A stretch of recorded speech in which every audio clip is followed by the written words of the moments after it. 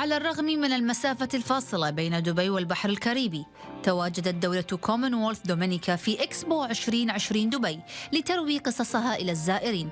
بيئة خصبة بفضل شعابها المرجانية وغاباتها الاستوائية، إلى جانب ثانية أكبر بحيرة فوارة في العالم. كما يدعو الجناح زواره إلى اكتشاف جهود البلد في خفض انبعاثاته من ثاني أكسيد الكربون، والتعرف كذلك إلى شعب كاليناغو وتقاليده. At the Dominica Pavilion, we showcase a number of things.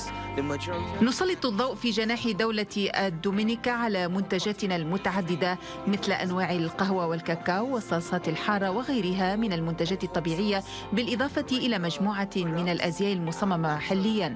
ونعرف أيضا في الجناح بشعب كاليناغو، أول الشعوب الأصلية في الجزيرة، وبمواقعنا الطبيعية المتعددة مثل الينابيع الحارة والشلالات والأنهار والشواطئ التي تميز الدولة.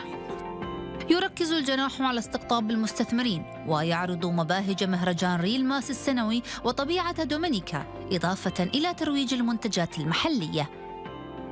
دومينيكا جناح يعرف الزوار على سحر جزيرة الطبيعة الكاريبية، ويدعوهم للتعرف على شعبه وتقاليده.